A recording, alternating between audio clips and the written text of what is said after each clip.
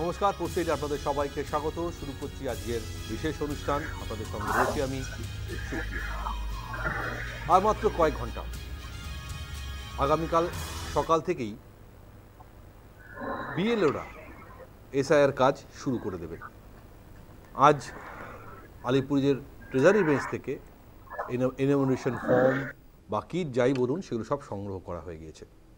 কিন্তু আগামীকালের দিনটা অত্যন্ত গুরুত্বপূর্ণ বাংলার রাজ্য রাজনীতির জন্য, কারণ একটা মেগা ইভেন্টের দিন। কারণ খুব পরিষ্কার, এসআইআর কাল থেকে অফিসিয়ালি বিএলওরা মাঠে নামছেন। তৃণমূল তার মহামিছিল নিয়ে কাল মাঠে নামছেন। আর উল্টো দিকে শুভেন্দু অধিকারী, বিরোধী দলনেতা শুভেন্দুবাবু কাল পাল্টা মিছিল করছেন সোদপুরের বুকে। ফলে বোঝাই যাচ্ছে আগামীকাল খবর সারাদিন দিনভর এসআইআর স্পেশাল ইন্টেনসিভ রিভিশন, অর্থাৎ বিশেষ যে সংশোধনের যে কাজ ভোটার লিস্টে, তা থেকে যে কিছু না কিছু বিষয় সামনে উঠে আসবে তা বলার অপেক্ষা রাখে না। কিন্তু তার মধ্যে সবথেকে চিড়েচ্যাপ্টা অবস্থা তারা হচ্ছেন বিএলও, বুথ লেভেল অফিসার, যারা এখনও একটা আতঙ্কে আছেন, এখনও একটা ভয়ের মধ্যে আছেন, এখনও একটা সংশয়ের মধ্যে আছেন যে কিভাবে আগামীকাল থেকে তারা কাজ শুরু করবেন। কারণ তারা এখনও পর্যন্ত জানেন তাদের যে কর্মক্ষেত্র সেখানে হাজির হতে হবে, মানে স্কুলে যারা টিচারি করেন তাদের হাজির হতে হবে, তারপরে বাড়ি বাড়ি গিয়ে এসআইআর কাজ করতে হবে। ফলে তাদের মধ্যে কোথাও একটা দ্বিধা, দ্বন্দ্ব, ভয়, ভীতি কাজ করছে। ঠিক উল্টো দিকে এই এসআইআর নিয়ে রাজনৈতিক টানাপোড়েন বা রাজনৈতিক তরজা যাই বলুন সেটাও কিন্তু অব্যাহত। আমরা জানি এসআইআর ঘোষণা হওয়ার পর থেকেই আমাদের পশ্চিমবঙ্গে দুজন মানুষ মারা গিয়েছেন, দুজনই প্রৌঢ়। তারা নাকি এসআইআর আতঙ্কে মারা গেছেন, তা নিয়েও অনেক বিতর্ক হয়েছে। একটি সোদপুর পানিহাটি, একটি বীরভূমের ঘটনা।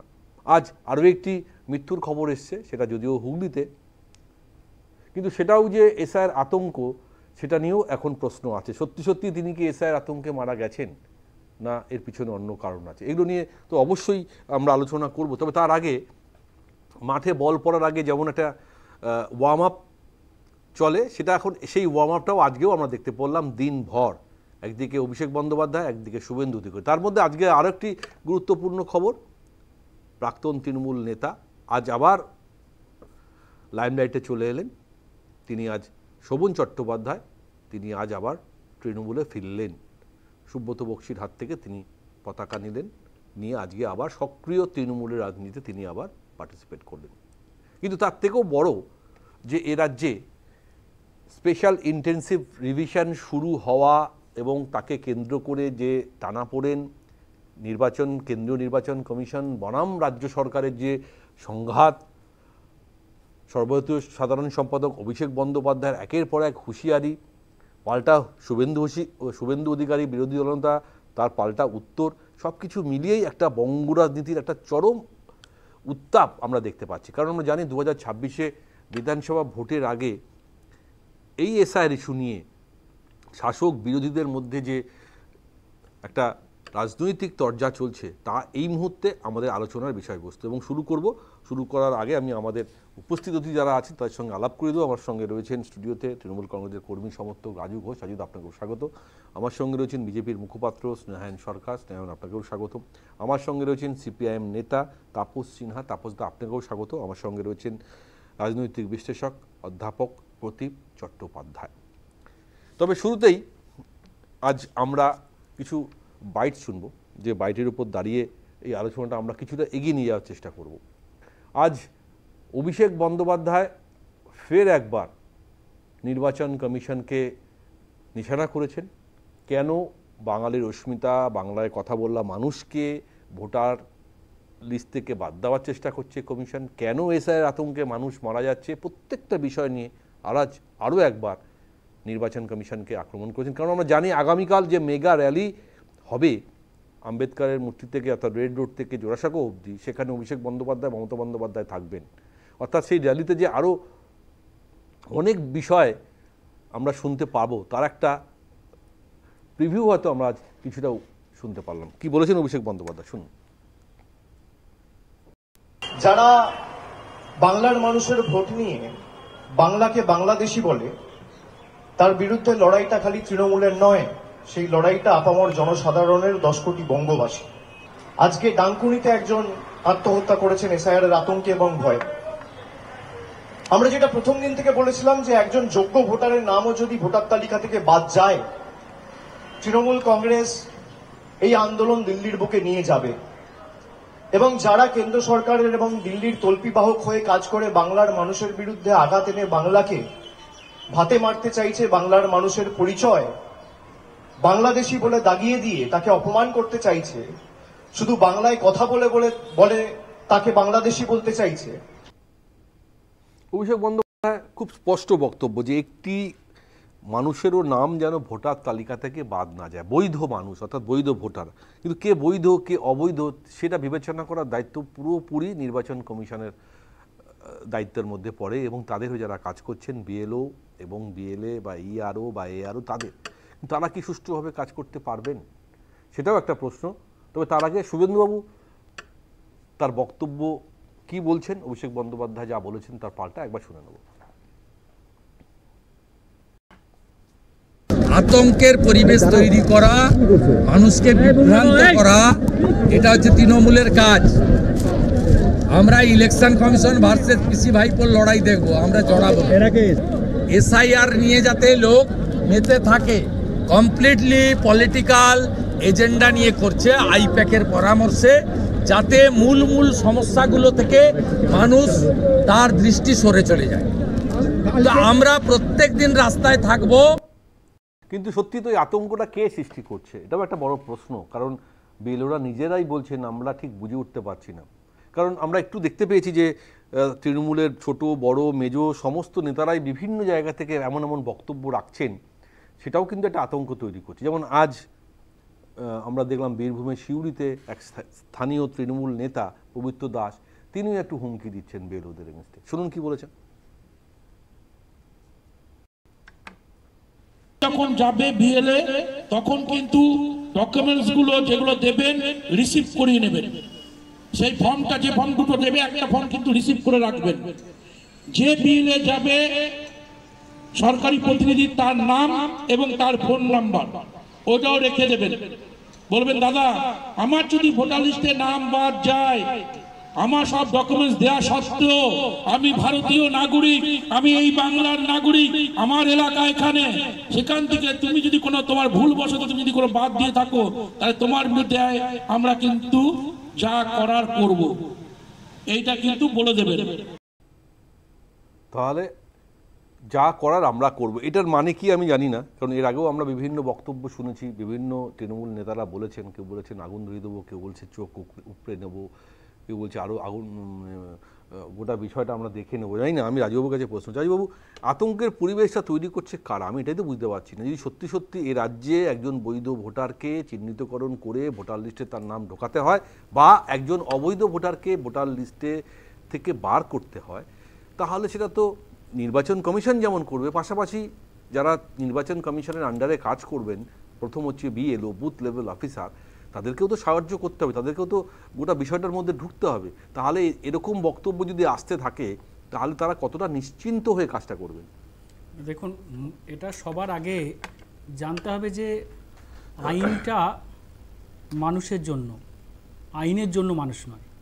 কেন্দ্র সরকার ক্ষমতায় আসার পরে এমন বিদঘুটে একের পর এক আইন, বিভিন্ন সময়ে নোটবন্দি, কখনো লকডাউন, কখনো থালা বাজাও, ঘটি বাজাও, এক এক সময় জিএসটি সব বন্ধ, এক এক সময় এক এক রকমভাবে করে এরা মানুষের দৃষ্টিকোণটাকে ঘুরিয়ে দেওয়ার চেষ্টা করে, মানুষকে ব্যতিব্যস্ত করে দেয়। যে তারা এমন কিছু ঘোষণা করে যে তাদের এত বছরের যে গাফিলতি, মানে 2014 থেকে 2025-এর কোনো কাজ তারা করেনি মানুষের জন্য, সেই প্রশ্ন করার সময়টুকু দেবে না বলে এরা এক এক সময় এক এক রকম করে। এরা এমন একটা ভাব করছে যেন আইনের জন্য মানুষ তৈরি হয়েছে, মানুষের জন্য আইন তৈরি হয়নি। তো সাধারণ মানুষকে, সাধারণ পাবলিককে, যারা যাদের প্রজাতন্ত্র, যাদের ভোটে সরকার তৈরি হয়, সেই ভোটারদেরকে এরা ঠিক করছে যে আমাকে ভোট কে দেবে। ভোটাররা ঠিক করছেন আমি কাকে ভোট দেব। ওরা ঠিক করছে যে ভোট কে দেবে, কোন এটা কি হয় ভোটার নাকি ভোট কখনো? দেবে। এটা কখনো হয়? সেটাই হচ্ছে। কি করে হয় আমাকে একটু ব্যাখ্যা এত করবেন? বছর কি করে হয় বলুন। একটা এত- ভোটার কাকে ভোট দেবে ঠিক, সেটা ঠিক। কোনো হ্যাঁ, রাজনৈতিক নিশ্চয়ই, দল ঠিক সেটাই তো করে? হচ্ছে। আজকে এত বছর ধরে মতুয়া, নমশূদ্র, উদ্বাস্তুরা যাদেরকে ভোট দিয়েছে, আজকে এসআইআর এর মাধ্যম দিয়ে তারা ডি ভোটার হতে চলেছে, ভোটার অধিকার হতে থেকে তারা চলেছে, বঞ্চিত। এখনো হয়নি। হ্যাঁ, আগামীকাল দেখুন যদি ডি ভোটার হয় তার জন্য তো আবার একটা সময় দেওয়া আছে, 2 মাস কি কি হবে? 3 মাস তাদের পরিমার্জন করা, সংশোধন করা। তাই হয়। এখানে নরেন্দ্র, আপনি বোধহয় বাইকটা এখনো শোনেননি, আমার মোবাইলে রয়েছে, মাননীয় আমাদের দেশের স্বরাষ্ট্রমন্ত্রী বলেছেন, তিনি কি বলেছেন যারা অনুপ্রবেশকারী Yes, অবৈধভাবে দেশে ঠিক, বাস করছেন ঠিক। তাদেরকে আমরা একদম। ডিটেক্ট করব, ওইটাই প্রশ্ন রিপোর্ট আমার। করব, ডিলিট করব। তো ভুল কোথায় বলেছেন? একদম ঠিক বলেছে, কিন্তু প্রশ্ন হলো এটা শরণার্থী কারা?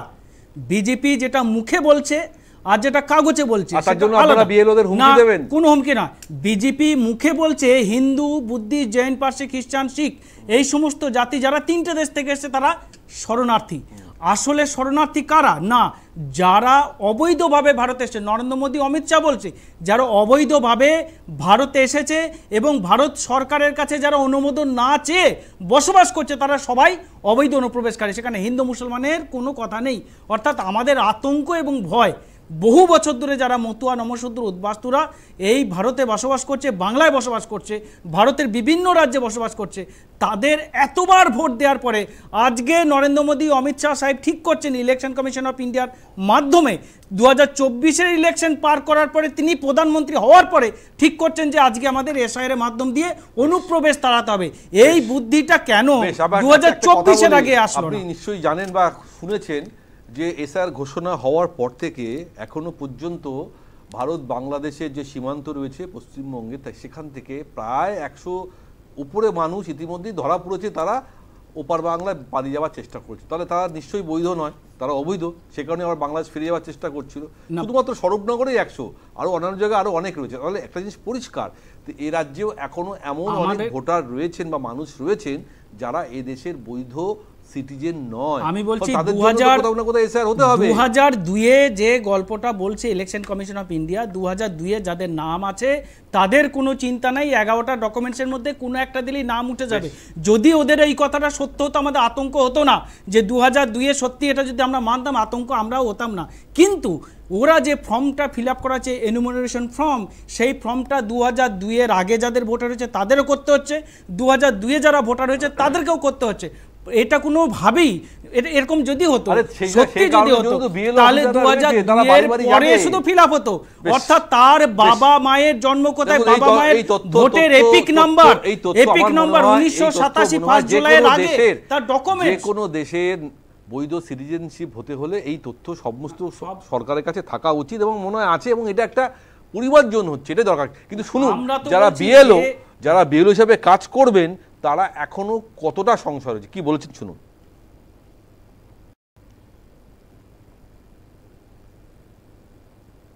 আমাদের এখনো অন ডিউটি দেওয়া হয়নি, আমরা স্কুল চালিয়ে কিভাবে এই কাজ করব সেটা ভীষণভাবে আমরা চিন্তার মধ্যে রয়েছি। মানসিক তো প্রেশার রয়েছেই আমাদের উপরে, তাছাড়াও তো নিরাপত্তার দিকটা তো ওনারা দেখছেন না আমাদের।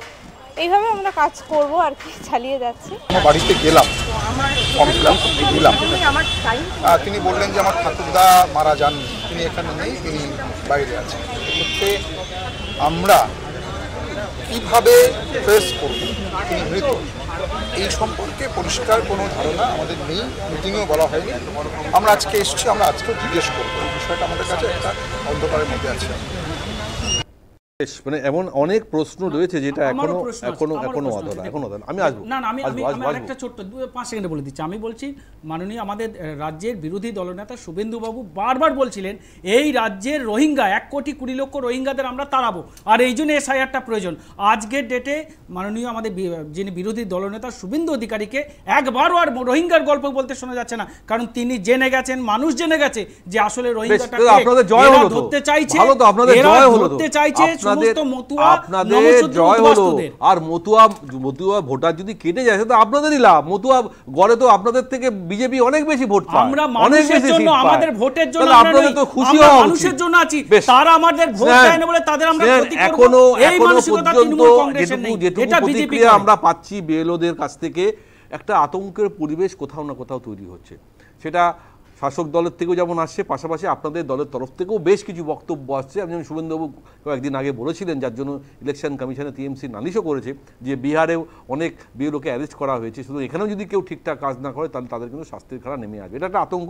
পাশাপাশি যারা বিএলও তারা এখনও পরিষ্কার করে জানেন না তারা অন ডিউটি হবেন কি না, দুই তাদের নিরাপত্তা কে দেবে, ইলেকশন কমিশন এখনও জানায়নি। যদিও এই সমস্ত কিছুর দায়িত্ব রাজ্য সরকারের, তা সত্ত্বেও এই যে একটা গ্যাপ রয়েছে, যারা আসল কাজটা করবেন তারা তো সত্যিই অসহায়। স্নেহান,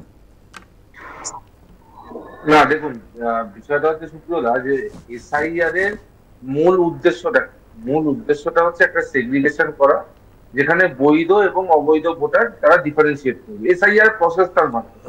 এবং এই প্রসেসটাতে আমার মনে হয় না কারোর কোনো অসুবিধা থাকার কথা, কোনো রাজনৈতিক দলের। ঠিক আছে, এবার ধরে নিন বৈধ বা অবৈধ এই যে মানে আলাদা করা, তার মেন কাজটা শুরু মানে একদম প্রাইমারি লেভেলে, গ্রাউন্ড লেভেলে কাজটা করবে কে? যে বিএলএ, ঠিক আছে, বুথ লেভেল এজেন্ট। এবার ধরে নিন এই বুথ লেভেল এজেন্টটা কিন্তু এখনো অব্দি তারা কাজ শুরুই করেনি, মানে কালকে থেকে তারা কাজটা শুরু করবে। ঠিক আছে, এবং এমনও না যে তারা হচ্ছে যে এই প্রসেসটার যে লাস্ট পার্সেন্ট বা হচ্ছে গোলকিপার, তাদের পরই গোল হয়ে যাচ্ছে, এমনও না। ধরে নিন একটা বিএলএ সে যাবে, সে যদি দেখে যে কারো 2002-তে ভোটার লিস্টের নাম নেই, 2002-তে ভোটার লিস্টের নাম থাকলে তাদের কোনো সমস্যা না, বিএলএ যাবে না, বিএলওরা যাবে, বুথ লেভেল অফিসাররা যাবে, তারপরে বিএলএরা দেখবে। আমি সেটাই বলছি, বুথ লেভেল অফিসাররা দেখবে যাদের 2002-এর ভোটার লিস্টের নাম আছে, তাদের তো কোনো সমস্যাই নেই, এবং তাদের পরিবারের যারা আছে, তাদের সন্তানরা যারা আছে, তারাও অটোমেটিক্যালি এই 2025-এর ভোটার লিস্টে অন্তর্ভুক্ত হয়ে যাবে। যাদের নেই তাদের ডকুমেন্টস গুলো কালেক্ট করবে। ডকুমেন্টস গুলো কালেক্ট করার পরে সুপ্রিয়দা তারা কিন্তু শুধুমাত্র রেকমেন্ডেশন করবে। আমি আবারও বলছি, তারা একবারের জন্য কিন্তু তাদের কারোর নাম বাদ দেওয়ার ক্ষমতা নেই। তারা জাস্ট রেকমেন্ডেশন করবে এবং তারপরে ইএনওরা যারা আছে তারা কিন্তু সেটাকে ভেরিফিকেশন করবে এবং তারপরেই কিন্তু ফাইনাল ভোটার লিস্টের খসড়া পেশ হবে। আমি বলছি এই যে প্রক্রিয়া, এই প্রক্রিয়ায় যদি আপনার মনে হয় যে ভুল হয়েছে, আপনি নিজেও বললেন যে এখানে আবার ধরে দিন চ্যালেঞ্জ করার একটা সময় সুযোগ প্রক্রিয়া আছে, তাহলে যে প্রক্রিয়াটা শুরুই হলো না সেই প্রক্রিয়াটা নিয়ে আমার এত ভয় কেন? আমি বিএলএ দের ক্রমাগত হুমকি দিচ্ছি কেন? আজকে একজন সিউড়ির নেতা তিনি প্রকাশ্যে স্টেজে দাঁড়িয়ে বলছেন যে কোন বিএলএ যদি একটাও অবৈধ ভোটারের নাম বাদ দিয়েছে তাহলে তাদের চাকরি নিয়ে টানাটানি পড়ে যাবে। একবার বলছে রক্তগঙ্গা বইয়ে দেবো, একবার বলছে মাথা কেটে দেবো, একবার বলছে চাকরি খেয়ে নেবো। আমি বলছি বিএলওদের নিজেদের কাজটা করতে দিতে অসুবিধা কি আছে? তৃণমূল কংগ্রেসের ভয়টা কোথায় আছে? আরে যারা ধরে নিন, যদি ধরে নিন কেউ বৈধ ভোটার থাকে, বৈধ ভোটারের নাম যদি বাদ গিয়ে থাকে, এই প্রক্রিয়া তো শুধুমাত্র পশ্চিমবাংলায় হচ্ছে তা না, 12টা রাজ্য এবং কেন্দ্রীয় শাসিত অঞ্চলে হয়েছে, সেটা বিহারেও হয়েছে। বিহারে একটাও এক্সাম্পল দেখানো যায়নি যেখানে কোনো একটা বৈধ ভোটারের নামও কাটা চলে গেছে। যদি এটা কোনো জায়গায় হয়ে থাকে, তোমার মানে যদি তোমাদের ইলেকশন কমিশনও পক্ষপাতিত্ব করে, তুমি সুপ্রিম কোর্ট অব্দি পৌঁছাতে পারবে। তাহলে তুমি যে প্রক্রিয়াটা শুরুই হলো না সেটাকে বাধা দেওয়ার জন্য তোমার এত তৎপরতা কিসের জন্য? তুমি আজকে মতুয়া নমশূদ্রদের কথা বলছো, যে মতুয়া যে নমশূদ্রদের যখন নাগরিকত্ব প্রদানের জন্য সিটিজেনশিপ অ্যামেন্ডমেন্ট অ্যাক্ট আনা হয়েছে, সিএএ আনা হয়েছে, কে সব থেকে বেশি বিরোধিতা করেছে? কে সব থেকে বেশি মতুয়াদের ক্ষতি করেছে সিএএ এর বিরোধিতা করে? আজকে এই কথাটা আজকে এখানে দাঁড়িয়ে কেউ বলতে পারবে? তৃণমূল কংগ্রেস আজকে মতুয়াদের কথা বলছে। আরে বিজেপি তো কালিদাস হয়ে যায়নি রে বাবা, যে দলে বসে আছে সেই দলটাই কাটবে। আরে আমরা বলছি মতুয়াদের থেকে নমশূদ্রদের থেকে চিন্তা আমাদের থেকে বেশি তো তৃণমূল কংগ্রেসের হবে না রে। আরে এই মানুষগুলো যারা সর্বোচ্চ খুঁজে এসছে তাদেরকে আমরা বারংবার বলেছি, এটা আজকের কথা না, যবে থেকে ভারতীয় জনতা পার্টির প্রতিষ্ঠা হয়েছে তবে থেকে ভারতীয় জনতা পার্টি বলেছে ওই দেশ থেকে আসা সমস্ত হিন্দুদের যারা বিতাড়িত হয়ে এসছে, ধর্মীয় কারণে বিতাড়িত হয়ে এসছে, তাদের জন্য পশ্চিমবাংলা হচ্ছে শেষ হোমল্যান্ড। এই শেষ বাঙালি হোমল্যান্ডে তাদেরকে আস্থানা দিতে হবে এবং তাদেরকে প্রকৃত মর্যাদায় রাখতে হবে। এই জন্য আমাদের আমার মনে হয় না মতুয়া নমশূদ্রদের নিয়ে যে একটা আশঙ্কা আছে, মতুয়া মতুয়া নমশূদ্রদেরকে সামনে রেখে তোমরা কাদেরকে বাঁচাতে চাইছো? তাদেরকে বাঁচাতে চাইছো যারা ওই দেশ থেকে মতুয়া নমশূদ্রদের তাড়িয়েছে, ওই দেশ থেকে হিন্দুদের বিতাড়িত করেছে, করে আজকে এইখানে এসে তারা ঘাঁটি ঘেরে বসে আছে। তারা আজকে আমাদের ভোটার লিস্ট, আজকে আমি ভারতীয় নাগরিক, আমিও ভোট দেবো, কেন ওপার থেকে আসা লাভলি খাতুনও ভোট দেবে? কিন্তু লাভলি খাতুন ভোট দিয়ে তো পঞ্চায়েত প্রধান হয়ে যাবে। তৃণমূল কংগ্রেসের পঞ্চায়েত না, এই বিতর্ক স্নেহান আছে এবং এই প্রশ্ন আমরা বারবার তুলি যদি কোনো অবৈধ ভোটার এদেশে এই রাজ্যে থেকে থাকে এবং সে যদি কোনো রাজনৈতিক দলের আশ্রয়ে থেকে থাকে, তাহলে তার দায়িত্ব সেই রাজনৈতিক দলকেই নিতে হবে। এসআইআর যেরকম হচ্ছে সংবিধানের নিয়ম অনুযায়ী সেটাই নির্বাচন কমিশন করবে এবং তাতে আসল ছাকনির মধ্যে থেকে বৈধ অবৈধ আলাদা করে দেওয়া যাবে। আমি এরপরে আসবো তাপসদার কাছে। তাপসদা, এই যে একটা আতঙ্কের পরিবেশ, তার মধ্যে একটা রাজনৈতিক টানাপোড়েন দরজা, কিন্তু আমার যে বক্তব্য, যারা এই কাজটা করবে বা যারা যে সুষ্ঠুভাবে কাজটা করার যে জায়গা তৈরি হচ্ছিল এবং আগামী দিন সেটা কতটা সুষ্ঠুভাবে হবে, যদি এই নিরাপত্তার দায়িত্ব সরকার বা নির্বাচন কমিশন কে নেবে বা সত্যি অন ডিউটি যদি তাদেরকে না দেওয়া হয়, তাহলে তাদের কর্মক্ষেত্রের কাজ ছেড়ে আবার এই এসআইআর কাজ করা কতটা সমস্যা এবং তাদের পাশে থাকাটা কতটা জরুরি এই মুহূর্তে? তাপসদা। হ্যাঁ দেখো, সুষ্ঠু নির্বাচন করার দায়িত্ব যেমন নির্বাচন কমিশনের, সে রাজ্য এবং কেন্দ্রের যে মেশিনারি আছে সেই মেশিনারিকে তাকে ব্যবহার করতে হবে, তেমনি এসআইআর এটাকে সুষ্ঠুভাবে করার দায়িত্ব কেন্দ্র এবং রাজ্য সরকারের এবং সর্বোপরি নির্বাচন কমিশনের। এটা আমাদের মনে রাখতে হবে। এখন এসআইআর তো নতুন হচ্ছে এরকম ব্যাপার না, এর আগেও এসআইআর হয়েছে, কিন্তু এত চিৎকার চেঁচামেচি হয়নি। আজকে কেন এটা হচ্ছে? আমাদের পরিষ্কার বক্তব্য, একটা নির্ভুল পরিচ্ছন্ন ভোটার লিস্ট দরকার, যেখানে অবৈধ ভোটার থাকবে না, যেখানে মৃত মানুষ থাকবে না। এখন এটা নিয়ে যে আতঙ্কের কথা তুমি বললে, আতঙ্কটা কারা ছড়াচ্ছে? সুপরিকল্পিতভাবে তৃণমূল এবং বিজেপি, মুখ্যমন্ত্রী এবং তার লোকেরা, এবং তার সঙ্গে হচ্ছে আমাদের বিরোধী দলনেতা। শুরুতেই উনি বলে দিলেন আমাদের রাজ্যে নাকি 1,20,00,000 রোহিঙ্গা আছে। তো এটা রোহিঙ্গা বলতে গিয়ে উনি অ্যাটাক করতে চাইছেন আমাদের মুসলিমদেরকে, সবাইকে উনি রোহিঙ্গা মনে করে নিচ্ছেন রাজ্যের।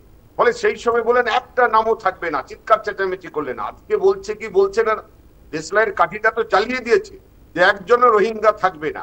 তাহলে এই বক্তব্য দিয়ে একটা অংশের মানুষের মধ্যে আতঙ্ক তৈরি করা হলো। এবং তারপরে আমাদের দেখা গেল মুখ্যমন্ত্রী তার যে বাহিনী আছে সেই বাহিনী, তারা যাদের বক্তব্য দেখানো হচ্ছে তারা আদৌ রাজনীতির লোক না, তারা তোলার জন্য ঠিক আছে। যারা বলছে আগুন জ্বালিয়ে দেবো, হাত পা ভেঙে দেবো, নির্বাচন কমিশনে হামলা করব, অচল করে দেবো, এই যে প্রতিদিন তৃণমূলের কোথাও এমএলএ, কোথাও এমপি, কোথাও কাউন্সিলরের বক্তব্য টেলিভিশনে আমরা দেখতে পাচ্ছি। এরা একটা অংশ রাজনীতির লোক বলতে যা বোঝায়, আমরা এতদিন রাজনীতি করে ছাত্র জীবন থেকে যা বুঝেছি, এই লোকগুলো যাদের বক্তব্য দেখানো হচ্ছে এই লোকগুলো রাজনীতির না, এরা এসেছে কিছু কামানোর জন্য। পরিষ্কার কথা, কাটমানি নেবে, কয়লা গরু বালি পাচার করবে আর একটা দলের স্ট্যাম্প নিয়ে থাকবে, এটা তাই করছে। আর কেন এই দুই দল এই আতঙ্ক ছড়াচ্ছে? আমরা তো কোথায় আতঙ্ক ছড়াচ্ছি না, আমরাও তো একটা জাতীয় রাজনৈতিক দল, আমরা তো আতঙ্ক ছড়াচ্ছি না।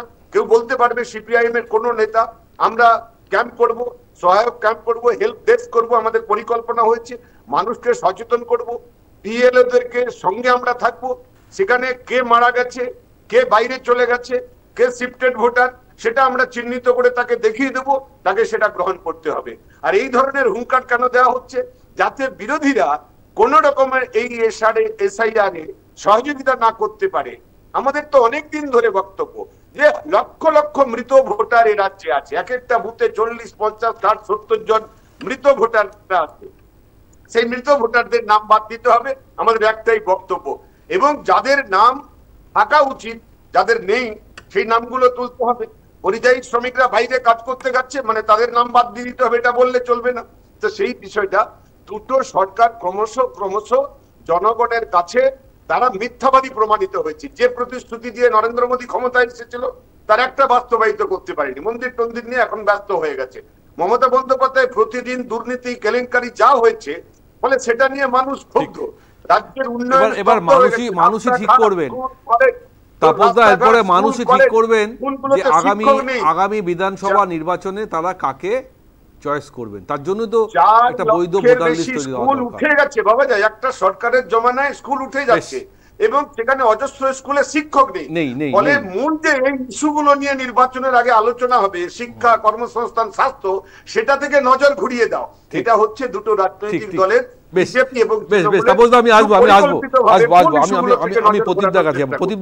প্রদীপদা মানে আতঙ্কের পরিবেশ তো ছিল, থাকবে, আগামী দিনেও হবে, কিন্তু আগামীকাল যে মেগা একটা ইভেন্ট আমরা দেখতে পাচ্ছি যে অভিষেক বন্দ্যোপাধ্যায়, মমতা বন্দ্যোপাধ্যায় র্যালি, আর ঠিক উল্টো দিকে সোদপুর থেকে শুভেন্দু অধিকারীর একটা র্যালি, অর্থাৎ কোথাও না কোথাও বিষয়টা এক, সাবজেক্টটা এসআইআর। কি মনে হচ্ছে যে এই বিষয় যদি চলতেই থাকে, কালকে আগামীকাল মাঠে নেমে কাজ শুরু হবে অফিসিয়ালি 4 নভেম্বর থেকে 4 ডিসেম্বর, সুতরাং তার মধ্যে এই কাজটা ঠিকভাবে কতটা এগোতে পারবে বলে আপনার মনে হচ্ছে? আমার মনে হচ্ছে যে এই কাজটার মধ্যে অনেক অসুবিধা তৈরি হবে।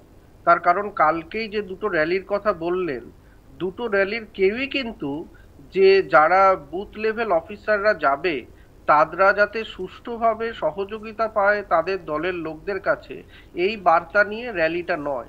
র্যালিটা হচ্ছে যে বিএলএরাও এখন ইলেকশন কমিশন এবং বিজেপির এজেন্ট হয়ে দাঁড়িয়েছে তৃণমূল কংগ্রেসের কাছে। মজার ব্যাপার, এরা কিন্তু অধিকাংশই সরকারি কর্মচারী, স্কুলে কাজ করে বা কিছু। তাহলে তারা যারা এতদিন তাদের ভোট ব্যাংক ছিল, আজকে নেহাত কাজের সূত্রে, এবং মনে রাখা দরকার যে রাজ্য সরকারের তরফ থেকেই এই ডেটা ইলেকশন কমিশনের কাছে গেছে। ইলেকশন কমিশন নিজের থেকে খাবলে গিয়ে বিভিন্ন স্কুল থেকে, কলেজ থেকে এরকম ভাবে লিস্ট পায়নি, তারা রাজ্যের কাছে লিস্ট চেয়েছে, রাজ্য লিস্ট দিয়েছে। ফলে রাজ্য সরকার যখন লিস্ট দিয়েছে তার কর্মচারী যখন এই কাজে আসছে, তাকে দায়িত্ব দেওয়ার সম্পূর্ণ দায়ভার হচ্ছে গিয়ে রাজ্য সরকার। এবং এই যে অন ডিউটি পাইনি, এই যে তাদের এই নিরাপত্তা নিয়ে চিন্তিত, তাহলে রাজ্য সরকারের যারা স্কুল শিক্ষক শিক্ষিকা তাদের নিরাপত্তার জন্য প্রশ্ন তুলে রাজ্য সরকার কি নির্বাচন কমিশনকে কোনো চিঠি দিয়েছে? না, এখনো দেয়নি। তাহলে বোঝা যাচ্ছে যে এই পুরো জিনিসটা, যে যারা রাজ্য সরকারি কর্মচারী হোক, তৃণমূল কংগ্রেসের সমর্থক হোক, যে যাই হোক, আজকে যখন সে তার কাজে যাচ্ছে, সে তার হয়ে যাচ্ছে শত্রু। আজকে বলুন তো, যে নেতাগুলো ক্রমাগত একের পর এক বলে যাচ্ছে এইসব কথাবার্তা, তাদেরকে কেউ সাবধানবাণী বা কোনো ধরনের শোকজ করার কথা বলা হচ্ছে উচ্চ নেতৃত্ব থেকে, বলা হচ্ছে না। তার মানে পরিষ্কার যে জায়গাটা যাচ্ছে, যে তৃণমূল কংগ্রেসের একটা বড় দ্বিচারিতা লক্ষ্য করা যাচ্ছে। একটা হচ্ছে যে রাজ্য সরকার থেকে সে সহযোগিতার হাত বাড়াচ্ছে, আর দল হিসাবে সে অসহযোগিতার হাত বাড়াচ্ছে। তাহলে এই যে দ্বিচারিতা হচ্ছে এসআইআর নিয়ে, এই দ্বিচারিতার মাসুল কে গুনবে? এই দ্বিচারিতার মাসুল গুনবে বিএলএরা কাল থেকে। তার কারণ ম্যান মার্কিং এর কথা বলা হয়েছে। এখন প্রশ্ন হচ্ছে, ম্যান মার্কিং করতে গিয়ে ফাউল হবে না তো? আজকে এতগুলো মহিলা বিএলএ কর্মীরা যাবেন, সমস্ত বিএলএরাই খুবই নিরাপত্তা, কিন্তু মহিলাদের বিশেষ করে আজকে পাড়ার যে 4-5টা মস্তান দাদা তার ম্যান মার্কিং এ থাকবে, তারা কোনো অশোভন আচরণ করবে না, তার নিশ্চয়তা কে দেবে? ফলে এই নিশ্চয়তা, যাতে অন্তত বিএলএরা বিজেপির লোক নয়, বিএলএরা নির্বাচন কমিশনের এজেন্ট নয়, ফলে বিএলএদের আপনারা নিরাপত্তাটা সুনিশ্চিত করে ভালোভাবে কাজ করতে দিন। এই জায়গাটা নিয়ে কোনো র্যালি হচ্ছে না। বিজেপির কথা একটু আগে বলছিলেন, আমি জাস্ট একটা শেষ করে নি, যে বিজেপি যাদের আসামেও তারা এইটা দেখেছে, যে মাত্র তারা এনআরসি করতে গেছিল ওখানে, যে সিএ এর ব্যাপারে, সেখানেও কিন্তু দেখা গেছে অধিকাংশ হিন্দুদের তাদের কাগজ কিন্তু তারা পায়নি। ফলে এইখানে সিটিজেনশিপ অ্যামেন্ডমেন্ট অ্যাক্ট যবে থেকে হয়েছিল, তবে থেকে কিন্তু তাদের এখানে ফর্ম বিলি করে, ক্যাম্প করে, তাদের এতদিনে কার্ড এসে যাওয়ার কথা। কিন্তু এই যে তৎপরতা এসআইআর শুরুর আগে সেখানেও কিন্তু মানুষের আতঙ্কগ্রস্ত হচ্ছে, যে এই তৎপরতা, তার মানে এই লোকগুলো ধরে নিচ্ছে যে আমরা বাদ যাবই, সেই জন্য এখন আমাদের ক্যাম্পে গিয়ে সেই আতঙ্কটা কাটাতে হবে। এই আতঙ্কটা সরকার দুতরফ থেকেই হচ্ছে, আতঙ্ক দুতরফ থেকেই হচ্ছে। ঠিক, এই আতঙ্কটা কাটানো এই মুহূর্তে সবথেকে বড় কাজ, অর্থাৎ আসল কাজ। এসআইআর এর আসল উদ্দেশ্য হচ্ছে এটাই, আতঙ্ক কাটাও আর বৈধ ভোটার লিস্ট তৈরি করো। আমরা ছোট্ট একটা বিজ্ঞাপন বিরতি নেব, ফিরে আসি, সঙ্গে থাকো।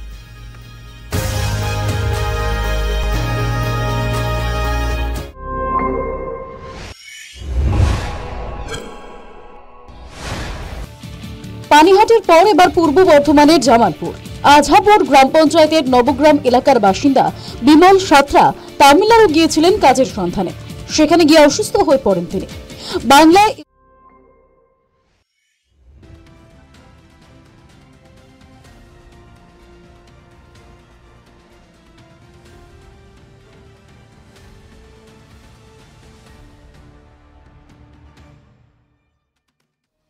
বিহার বিধানসভা নির্বাচনে ভোটারদের মন জয় করতে প্রতিশ্রুতি নিয়ে আসনে নেমে পড়েছে সমস্ত রাজনৈতিক দল।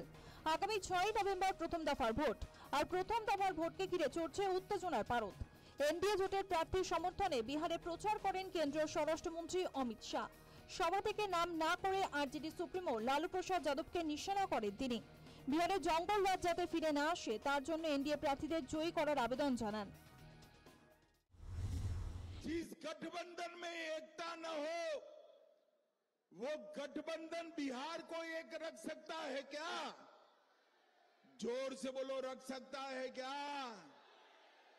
बिहार को एक रखना, सुरक्षित रखना और समृद्ध बनाना वो केवल और केवल नीतीश जी और मोदी जी के नेतृत्व में भारतीय जनता पार्टी कर सकती है। লালু প্রসাদকে নিশানা করতে ছাড়েননি বিহারের মুখ্যমন্ত্রী নীতিশ কুমার। মুঙ্গেরে একটি সভা থেকে সরব হন। নীতিশ বলেন, বউ এবং ছেলেকে ক্ষমতায় আনতে ব্যস্ত ছিলেন লালু। বিহারের উন্নয়নে তিনি কাজ করেছেন বলে দাবি করেন। इसको तो 15 साल का मौका मिला था और 7 साल में तो इसको हटना पड़ा। अब जानते हैं अपना पत्नी को बनवा दिया। आजकल किसी लड़की को लड़का को कोई काम किया है? सब अपने परिवार के लिए करता रहता है। बेटा बेटी पत्नी यही सबको देखता है। इतना बुरा हाल है। और आप देखते हैं हम लोग कोई अपने किसी आदमी को कोई कर रहे हैं? हम लोग तो सब लोगों के लिए काम कर रहे हैं। বিহারে জঙ্গল রাজ নিয়ে পাল্টে ইন্ডিয়াকে বিততে ছাড়েননি ইন্ডিয়া জোটের মুখ্যমন্ত্রী পদপ্রার্থী তেজস্বী যাদব। এ ব্যাপারে জনসুরাজ পার্টির নেতা খুনের ঘটনায় জেডিইউ নেতার গ্রেপ্তারির প্রসঙ্গ তুলে ধরেন। নীতিশের আমলেই জঙ্গলরাজ কায়েম হয়েছে বলে দাবি করেন। प्रधानमंत्री जी आज आ रहे हैं। आज भी देखिए बिहार में रोहतास में आरा में पिता पुत्र की हत्या कर दी गई। लगातार जो है महाजंगल राज की स्थिति बिहार में बनी हुई है। कोई ऐसा दिन नहीं बिहार में जहां गोलियां ना चल रही हो। ये प्रधानमंत्री जी को नहीं दिखता है। এসআইআর এর পর বিহারের প্রথম বিধানসভা ভোট। এবার ভোট হচ্ছে 2 দফায়। 6 নভেম্বরের পর দ্বিতীয় দফায় ভোট হবে 11 নভেম্বর। ভোট গণনা 14 নভেম্বর। News time.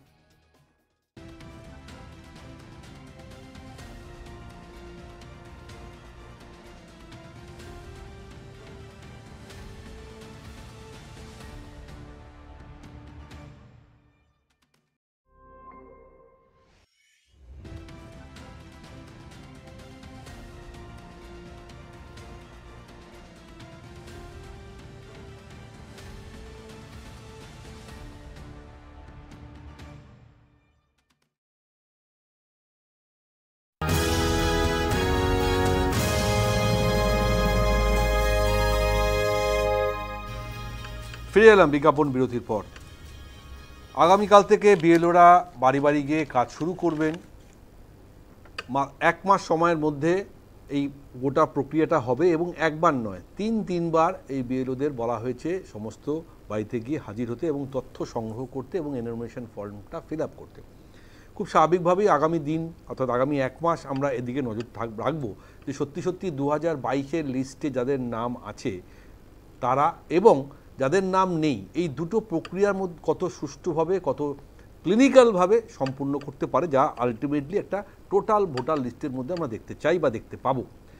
কিন্তু বারবার যে প্রশ্নটা আসছে যে আতঙ্কের পরিবেশ এবং বারবার বিরোধী দল থেকে বলা হচ্ছে আর আতঙ্ক ছড়ানো হচ্ছে। আমি রাজবাবুর কাছে জানতে রাজবাবু, কেন আপনাদের দলকে নিয়ে এত বলা হচ্ছে যে আপনারা আতঙ্ক তৈরি করছেন, আপনারা ভয় পাচ্ছেন, এসআইআর হলে অনেক ভোটার নাম বাদ পড়ে যাবে, সেখানে হয়তো আপনাদের ভোট পার্সেন্টেজ কমে যেতে পারে? সত্যি সত্যি এরকম কোনো আতঙ্ক সত্যিই কাজ করছে যে কারণে অভিষেক বন্দ্যোপাধ্যায় থেকে মমতা বন্দ্যোপাধ্যায় আপনাদের দলের শীর্ষস্থানীয় থেকে নিচু স্থানীয় কেউই এই গোটা বিষয়টার সঙ্গে একমত হতে পারছে না? কেন? এসআইআর ঘোষণার হ্যাঁ, কিছু কিছু অন্য সুর আমরা জানি, যে একজন আছে যেমন অনুব্রত মণ্ডল সৌগত রায়, তারা বলছেন হ্যাঁ এসআর হলে ভালো। বলুন। দেখুন, এসআইআর ঘোষণা হওয়ার পরে এই রাজ্যের 4 জন হিন্দু বাঙালি ইতিমধ্যে সুসাইড করেছে, যাদের মূল কারণ এবং ভয় সেটা হলো এসআইআর স্পেশাল ইন্টেনসিভ রিভিশন।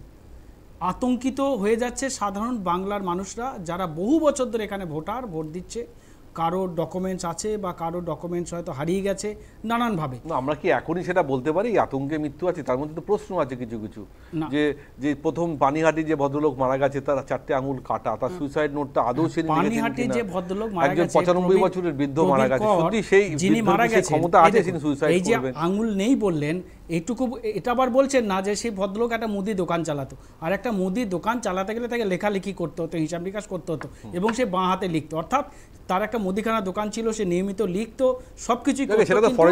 এইগুলো দেখুন, বিজেপি যদি কোনো একটা এজেন্ডা নিয়ে আসে, সিপিএম কোনো একটা এজেন্ডা নিয়ে আসে, কোনো কিছু একটা ঘটনা ঘটে, মিথ্যা করে সাজালেও সেটা একদম ধ্রুব সত্য কথা। তৃণমূল কংগ্রেস যদি সত্যি সত্যি কোনো একটা ঘটনার পাশে গিয়ে দাঁড়ায় যে এই মানুষটার সাথে অবিচার হয়েছে, অন্যায় হয়েছে, সেই ক্ষেত্রে কিন্তু সেটার পিছনে সন্দেহ একটা দেখা দেবে, কারণ তৃণমূল কংগ্রেস এখানে সাপোর্ট করছে। অর্থাৎ তৃণমূল কংগ্রেস যদি কারোর পাশে দাঁড়ায় সেটা ঠিক নয়, আর বিজেপি সিপিএম যেটা করবে সেটা একদম ধ্রুব সত্যি কথা, মানে এর মতো আর কিছু নেই। ওই 150 গ্রাম বীর্য হলেও সেটা সত্যি, আর প্রবীর কর বলেছেন জাস্টিস ফর যখন অভয় হলো তখন তো আপনাদের কোনো বক্তব্য কেন ছিল না? মমতা বন্দ্যোপাধ্যায় প্রথম বলেছিলেন জাস্টিস ফর আরজি কর, যে তার কঠিন শাস্তি চাই, ফাঁসি চাই। কে বলেছিলেন? মমতা বন্দ্যোপাধ্যায়। গ্রেপ্তার কে করেছে? এই কলকাতা পুলিশের প্রথম কলকাতা পুলিশ থেকে গ্রেপ্তার করা হয়েছে, এবং পরে সিবিআই সেটাকে অ্যাকসেপ্ট করেছে। সুপ্রিম কোর্টের নির্দেশে মেডিকেল বোর্ড বলে দিয়েছে না ওর সাথে একজন ধর্ষণ করেছে, এবং একজন যে ছেলেটি সঞ্জয় রায়, একমাত্র তারই শরীরে পাওয়া গেছে যে ওই ধর্ষণ এবং ওই খুন করেছে। আপনারা নেই জাস্টিস ফর প্রবীর করে আছে। প্রবীর করের বিরুদ্ধে, প্রবীর করকে নিয়ে কেন আজকে পথে নামছে না, কেন গণ আন্দোলন হচ্ছে না, কেন রাত দখল দিন দখল হচ্ছে না? আজকে হবে না, কারণ এখানে তাদের মাখো মাখো গন্ধ আছে। বিজেপির দোষে ঘটেছে, কেন্দ্র সরকারের দোষে সে মারা গেছে, একটার পর একটা মারা যাচ্ছে, সেই গ্যারান্টি কে দেবে? এতগুলো মৃত মানুষ, ইতিমধ্যে 4 জন মারা গেছে, কালকে যদি আরো একজন মারা যায়, আরো 2 জন মারা যায়, তাই কে নেবে? আতঙ্ক থাকা উচিত না। সেই আতঙ্কে আমরা আতঙ্কিত যে মানুষ মারা যাচ্ছে, আপনাদের অভিষেক বন্দ্যোপাধ্যায় তো বলেছে একটিও বৈধ ভোটারের নাম বাদ গেলে আমরা দিল্লিতে গিয়ে প্রতিবাদ আন্দোলন করব। অভিষেক বন্দ্যোপাধ্যায় আমাদের নেতা, তিনি বলেছেন আন্দোলন করব। নিশ্চয়ই আন্দোলন তো সবার অধিকার আছে, হয়তো বিজেপি মনে করে, সিপিএম মনে করে শুধু তৃণমূলের অধিকার নেই আন্দোলন করার। আন্দোলনের কথা তৃণমূল বললে তাদের ভয়ে বুকটি শুকিয়ে যায়, তখন বলবে কেন আন্দোলন করবে, কেন দিল্লি যাবে? আন্দোলন তারাও করতে পারে, আমরাও করতে পারি। বাংলার মানুষের স্বার্থে 11 কোটি মানুষ সবাই মমতা বন্দ্যোপাধ্যায়কে চায়, বিজেপিকে চায় না। অর্থাৎ বাংলার মানুষের যদি ক্ষতি হয়, এই রাজ্য সরকার, এই শাসক দলই সবার আগে আওয়াজ তুলবে এবং তার পাশে গিয়ে দাঁড়াবে, তারা ভোট দিক বা না দিক। আপনি একটু আগে বলছিলেন না সুপ্রিয়দা, যে মতুয়াদের যদি নাম বাদ যায় তাতে তো আপনাদের লাভ, আমাদের লাভ লস আমরা দেখি না। মানুষ অধিকার থেকে বঞ্চিত হবে, এটা আমাদের মেন পয়েন্ট, যে আমাদেরকে ভোট দিক বা না দিক। আমরা দিলীপ ঘোষের মতো বলি না কৃষ্ণনগরে দাঁড়িয়ে, আরে ওর তো আমাদের ভোট দেয় না, ওখানে হয়েছে কি আমরা জানি না, আমাদের ভোট দেয় নেই, ওদের ব্যাপারে আমরা তো কিচ্ছু করব না। আমরা তৃণমূল কংগ্রেসে যারা ছোট থেকে ছোট্ট কর্মী সমর্থক সকলেই বলি যে আমরা প্রত্যেকের সমান, প্রত্যেকটা মানুষ আমাদেরকে ভোট দিক বা না দিক, শাসক দলের পরিষেবা যেন প্রত্যেকটা মানুষ পায়, এবং প্রত্যেকটা মানুষের জন্য শাসক দল এবং এই রাজ্য সরকার আছে এবং থাকবে, তার জন্য যতদূর লড়াই করতে হয় করবে। বেশ স্নেহান, তাহলে এটা তো ঠিক যে আতঙ্কের মধ্যে এই যে 2 জন বা 3 জন যে আত্মহত্যার খবর আমাদের সামনে এসছে, আজও ডানকুনিতে একজন মারা গেছেন বলা হচ্ছে এসআইয়ের আতঙ্ক, তাহলে এর দায় তো অবশ্যই ইলেকশন কমিশন, কেন্দ্রীয় স্বরাষ্ট্র মন্ত্রক, যেটা বারবার তৃণমূল বলার চেষ্টা করছে। সেই বিষয়ে কোনো বক্তব্য কিন্তু স্পষ্টভাবে আমরা না আমাদের বঙ্গ বিজেপির থেকে পাচ্ছি, না দিল্লি নির্বাচন কমিশন থেকে পাচ্ছি। তাহলে এটা তো আপনাদের বিরুদ্ধে যেতে পারে, যে একটা আতঙ্ক তৈরি হয়েছে, যেখানে বেশ কিছু মানুষ এখনও আতঙ্কিত, তারা ভয়ে ভীতিতে এই আত্মহত্যা করছেন, কিন্তু সেটা তো ঠিক নয়, অত্যন্ত বেদনাদায়ক। সেটা রেকটিফিকেশন বা সেটার একটা বিবৃতি কোথাও না কোথাও তো আপনাদের দলের তরফ থেকে আসা উচিত। না দেখো সুপ্রিয়দা, আমরা প্রথম থেকে এই বিষয়টা নিয়ে আমাদের বক্তব্য ক্লিয়ার, এবং আমাদের তরফ থেকে বহুবার বিবৃতি এসছে যে যেভাবে তৃণমূল এবং সিপিএম গোটা রাজ্য জুড়ে এসআইআর নিয়ে আতঙ্ক ছড়িয়েছে এবং মানুষকে ভুল বুঝিয়েছে, এবং তাদের একটাই লক্ষ্য ছিল যে যেন তেন প্রকারে এসআইআরটা আটকানো। কারণ এই বিষয় নিয়ে যখন সিপিএম বা তৃণমূল দুজনেই বলেছিল যে তারা এসআইআর হতে দেবে না, কিন্তু আজকে যাই হোক তারা ফ্যাশনে পড়ে তাদের এসআইআর এ পার্টিসিপেট করতে হচ্ছে। কিন্তু বিষয়টা হচ্ছে আমরা এই কারণে আতঙ্কিত যে ধরে নাও যেভাবে রাজুবাবু আজকে কনফিডেন্সের সাথে বলছে যে কালকে আরো একজন বা দুজন আত্মহত্যা করবে, তাতে আমরা আবারও আতঙ্কিত হচ্ছি যে কারোর প্রদীপ করের মতো নির্মম পরিণতি আরো কয়েকজন মানুষের হতে পারে। মানে তুমি ভেবে দেখো, একজন মানুষ মানে যে আত্মহত্যা করবে সে মানে ডিপ্রেশনের লাস্ট স্টেজে গিয়ে আত্মহত্যা করবে, যার 2002 এর ভোটার লিস্টে নাম আছে, যার নাম অটোমেটিক্যালি 2025 এর ভোটার লিস্টে উঠে যাবে, সে আত্মহত্যা করলো, সে বাড়ির লোককে জানালো না। ঠিক বললো রাজু দা, সে তো দোকান চালাতো, দোকানে তার সে আরো প্রতিবেশী অনেকের সাথে গল্প করতো, কাউকে কোনো সময় ইনফর্ম করলো না। হঠাৎ করে সে রাত্রিবেলা আত্মহত্যা করে নিল এবং সে বাঁ হাতে একটা চিঠি লিখে দিয়ে চলে গেল। এবং সেই যে চিঠিটা লিখলো, সেই চিঠিটা উনার কিনা তার বাড়ির লোক এখনো ভেরিফাই করলো না। তার বাড়ির লোক সন্দেহ করছে যে অজ্ঞাত পরিচয়কে কারোর দ্বারা এই কাজ হতে পারে। তাহলে আমি বলছি এরকম ভাবে যে মানে এই যে মানে একটা মানে দুর্বল চিত্রনাট্য, এরকম ভাবে দুর্বল চিত্রনাট্য তৈরি করে না জানি মানে বাংলার আরো কত মানুষকে প্রাণ হারাতে হবে। মানে শুধুমাত্র এসআইআরটাকে যেন তেন প্রকারে আটকানোর জন্য, মানুষের মধ্যে ভয় ভীতি তৈরি করার জন্য তৃণমূল কংগ্রেস তো আরো নিচে নামতে পারে। এটা তো সত্যি আমাদের কাছে ভয়ের বিষয়। মানে আমি তোমাকে বলছি, এখানে তো পুলিশের তো অ্যাকশন নেওয়া উচিত ছিল, পুলিশ এখনো অবধি করছেটা কি? আমি তোমাকে বলছি প্রদীপ করের মৃত্যুর পরে যে একটা হ্যান্ড রাইটিং ফরেনসিকে গেছে, ওটা ফরেনসিকে গেছে, ফরেনসিকে গেছে। তো আমি তোমাকে বলছি ফরেনসিকে একটা হ্যান্ড রাইটিং এক্সপার্টকে দিয়ে তার হাতের লেখাটা ভেরিফাই করাতে কতক্ষণ সময় লাগে সুপ্রিয়দা? সেটা কি করানো হয়েছে এখন অবধি? এবং সব থেকে বড় কথা হচ্ছে তার বাড়ির লোক যখন স্পষ্টভাবে বলছে যে তিনি সেরকম কোন মানসিক অবসাদে ভুগছিলেনই না, তাহলে তিনি এই কাজটা করলেন কেন?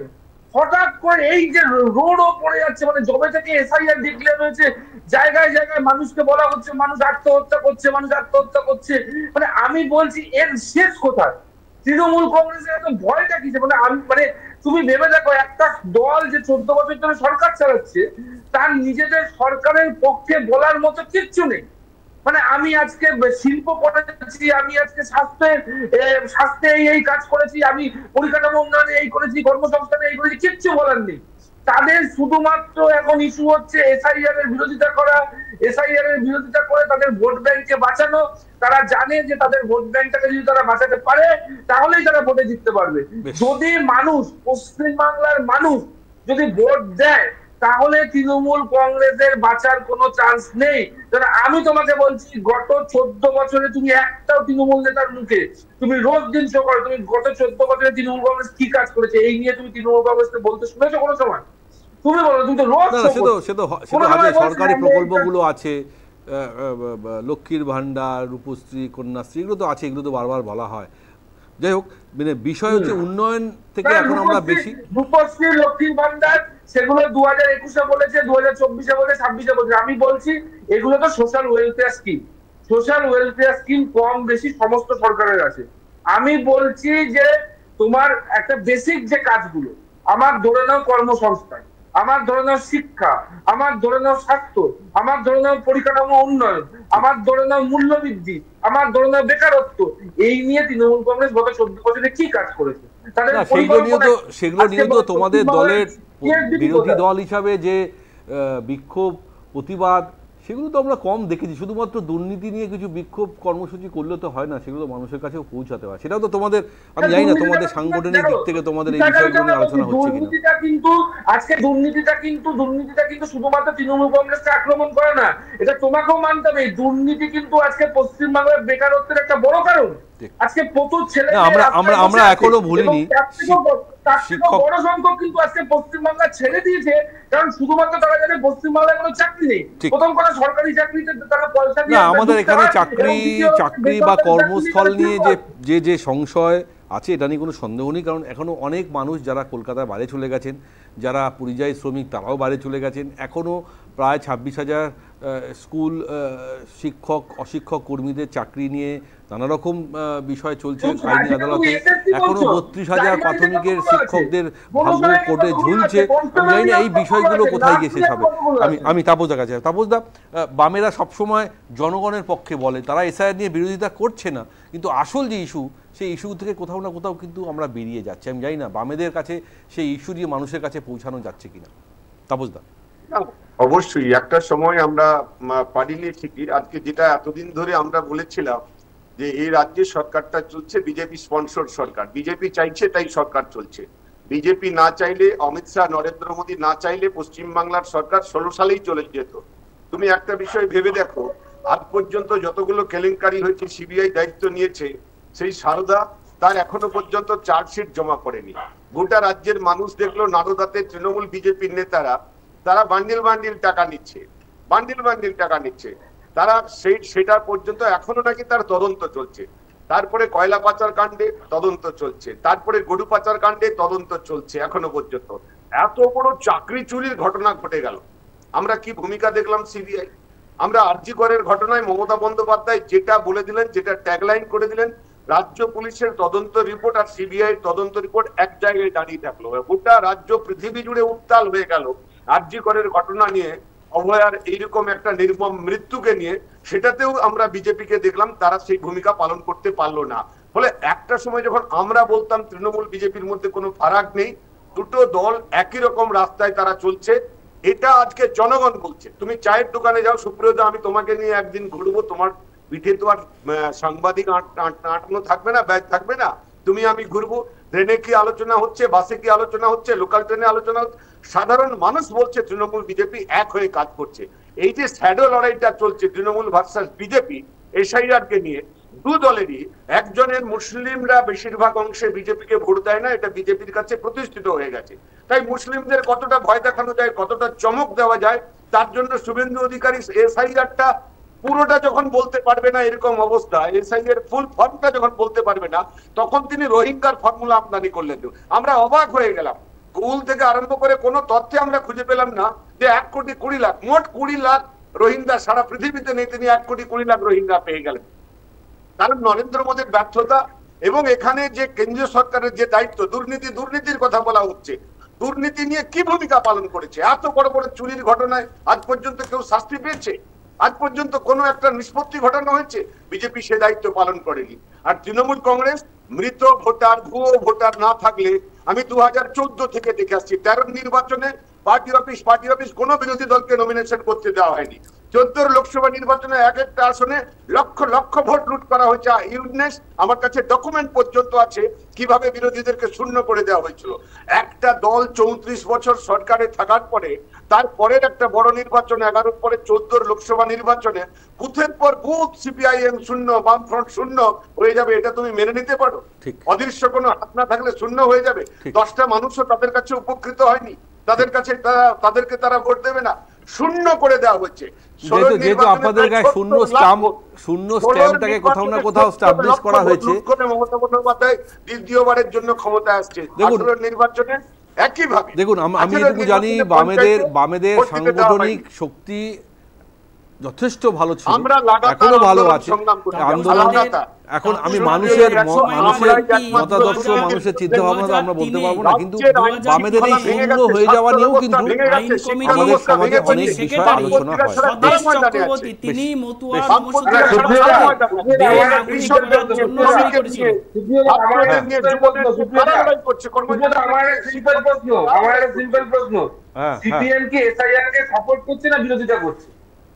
না, বামেরা বলছিল আমরা এসআইআরের একদিনের জন্য বিরোধিতা করছি।